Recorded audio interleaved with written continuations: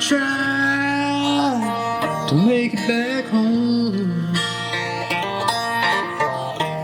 Oh, yeah, my trucking line.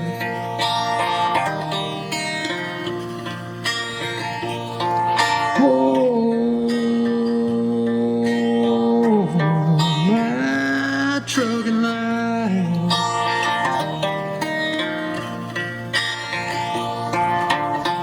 I must be living. All right, now we have our line drawn.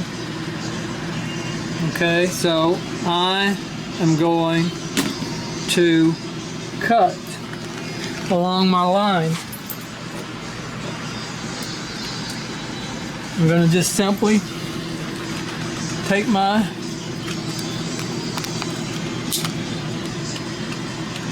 knife and I'm going to cut along this line. Just like that.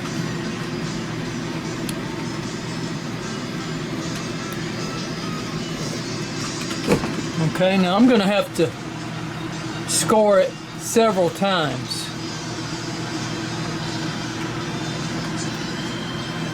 Okay, that's what I'm going to have to do. I'm going to have to score it several times along that line until I get it good and deep, and then okay, now that I've made my score, I'm going to take my hammer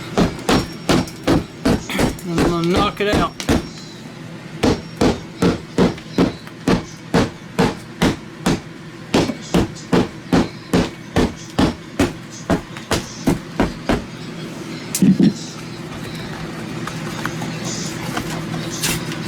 Just like that. I want to be careful not to damage anything above the line that I've cut and measured. That is very important.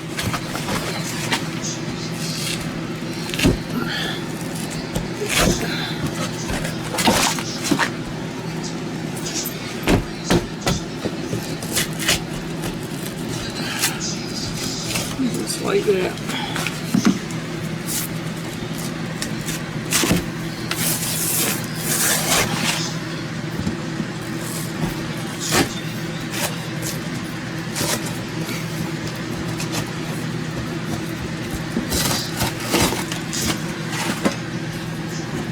Now I've got a piece of trim here for the door, and I'm going to have to take it loose just like that.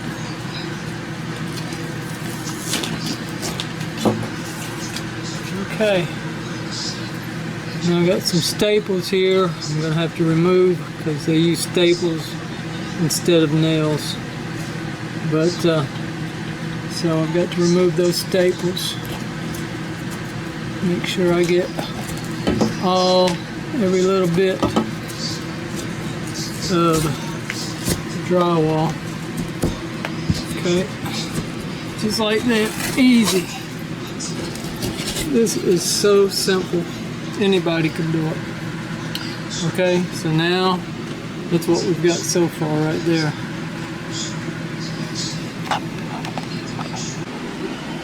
Alright, I've cut this drywall right here for the patch job. And let me tell you, it's best to score it with the razor knife one way and then take a saw, a drywall saw, and saw it this way. Now, but if you don't have a saw, then just be sure to score it as deeply as you possibly can. But when you're cutting in the middle of a board like this and you've got to cut a section out, it is extremely 100% better if you can take a saw and cut it down if you cut it one way and score it with your razor knife the other way. Alright, now here's our problem. This is our problem. This is a 1/8 inch, I believe, sheetrock. And what I have to patch the hole with is a 1/2 inch. So what should I do? Should I cut into my drywall, cut half of it, take half of it out? Well, I could, but that would weaken the drywall. Well, let's see. What are our options?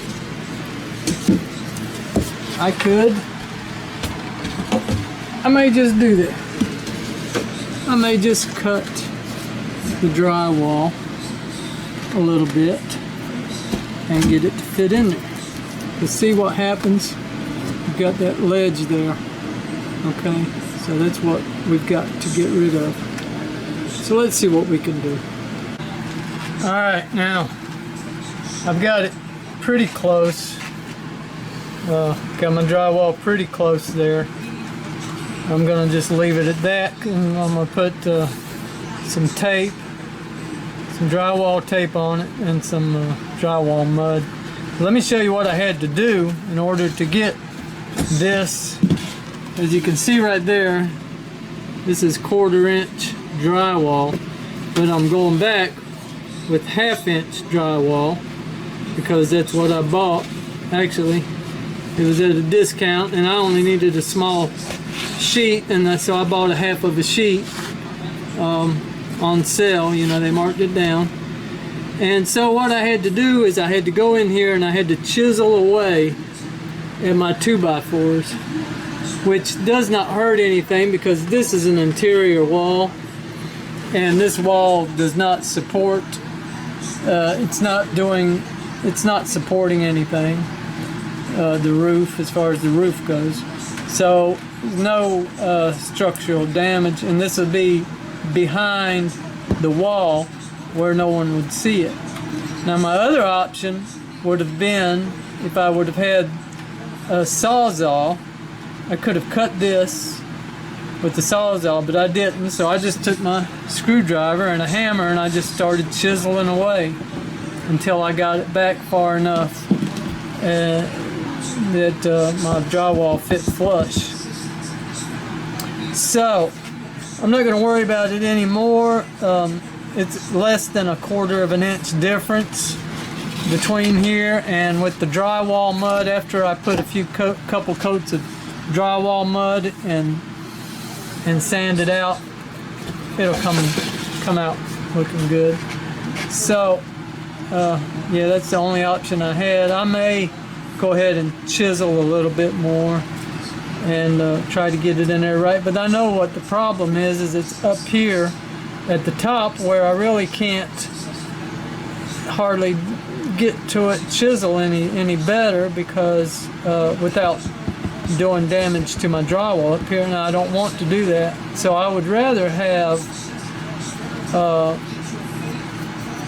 a little, you know, it may not be absolutely 100% perfect, but it'll be close enough for me, you know. It's not something that I'm going to be staring at constantly, you know what I mean? So where it's at, it's not going to make, I think that'll come out looking really nice. I just got my put my drywall tape on there, screw it in, put my screws in it, put my drywall tape, put 3 coats of drywall mud, paint this wall, and it will be El Panito. Yep. So that's what that's one way that you could take care of it. Now another way, I could have cut this drywall a little bit larger than the hole and then score it back and used the drywall as my tape, but I didn't do that. That would have been another option, but yeah, but I chose not to do that. I just went ahead and cut it the exact measurements, and so yeah, so one way is as good as the other, I suppose. That's how you go about that. Alright, now here we have, I want to show you guys something. This is a leak that I had, and it actually was leaking from the vent in the roof, and so I bought a boot and I put it over the vent and it stopped the leak. But I've got this big stain here in my bathtub. It's just a stain, and I fixed the roof in the leak in the roof about 8 months ago, and maybe 6 months. But anyway, so here's what I'm doing is I am going to take some sheetrock and I am going to hide that stain. See right here, I put some baggies in there.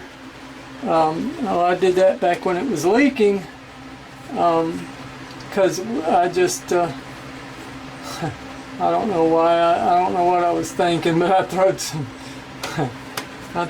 baggies up in there, so I'm going to just leave them in there for insulation. I believe that's why I did do that, is it had gotten so bad that it had fell through, and so I was just like trying to keep the insulation up there at the time till I figured out where the leak was coming from, how bad it was, and assess the situation. Okay, but now, so now what I'm going to do is I'm going to cover up this stain with sheetrock.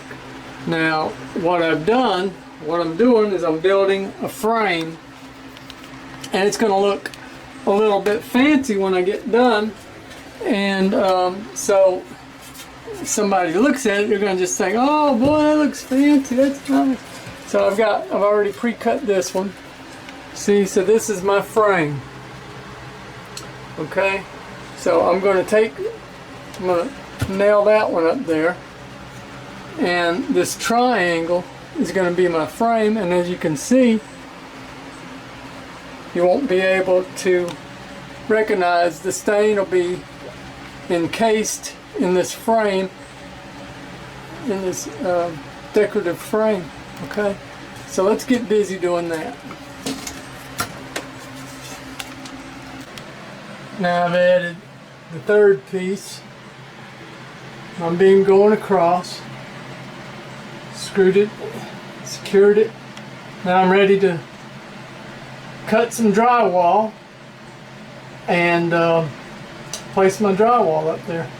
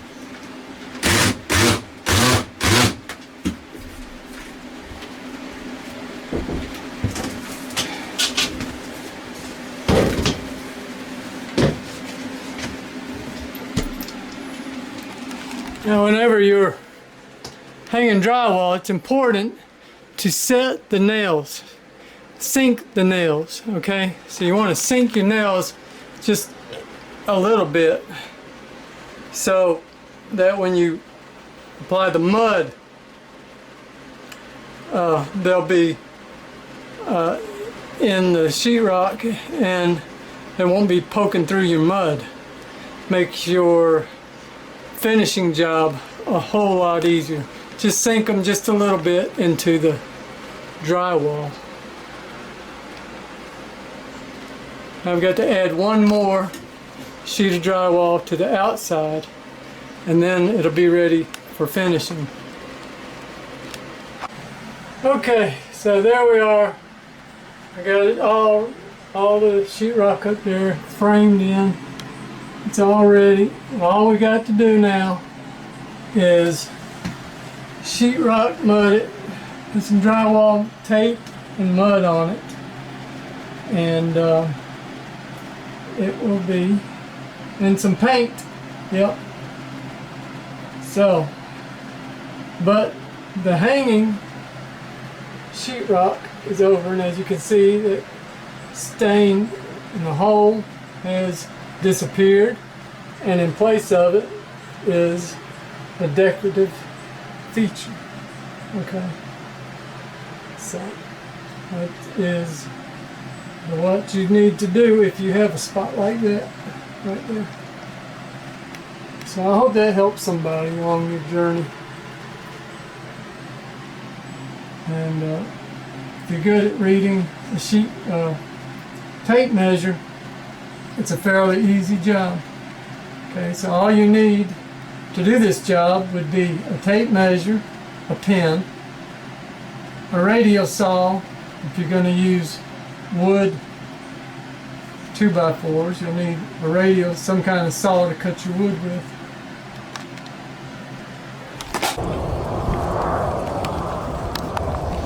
So here I am down by Anderson, South Carolina today. I want to show you this load of, this is 2x4s I got right here. I brought down here, picked it up on Friday, and they told me I had to tarp it. So I tarped it, and it rained, you know, and tarping is tarped it real nice and real neat and all that good stuff, you know, and brought it down here all dry, you know, because it rained a few times over the weekend. So I get here to where I'm going, and now look at this. This is where they're gonna set it. Out here in the weather, does not matter, rain or shine, snow, sleet, hail, or come what may, this wood will be sitting out here under all the weather. And that is crazy. That's ridiculous. But, you know, greed is the name of the game. That's what it's all about. See, so our company will charge them $250, $260 for that tarp job. I made about 2 hours of labor on it, a little bit of nothing. So they stuck a chunk of change in their pocket, charging the customer for unnecessary tarping. And now it's going to sit out here in the weather until they're ready for it. They're going to make trusses for your roof. See? That's what they do here. They make trusses. Roofing trusses. It's crazy. Greed. greed with a G and a D, greed. Yeah. That's what truckers got to go through with sometimes. That's what we go through. You know? Don't make sense to me, but whatever. I'm not asking you to do anything illegal. I'm just asking you to. Now, I'm gonna send you and 3 other trucks on the same route. Okay? Now, I'm not telling you to do anything illegal, but if you don't have as many loads as the rest of them, you're fired. Okay, now here's the deal for today. We got 5 trucks, all going to the same place for the same pickup. Now, I expect all of you to get in line and all of you to have the equal amount of load at the end of the day. Now, if you cannot do that, then perhaps you need to find other employment. Now, I'm not telling you to do anything illegal. I wouldn't ask you to do anything like that. So, I did not say speed. I did not say push the freight off of the truck. Okay? I'm just simply saying, if you can't keep up, then perhaps you need another job. All right? Let's get down to it. Truckers, start your engines!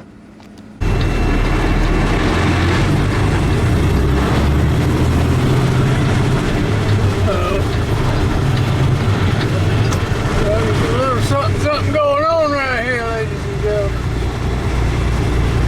Looks like a Mexican standoff, I don't know. Or an American standoff. Could be. They got themselves a desperado.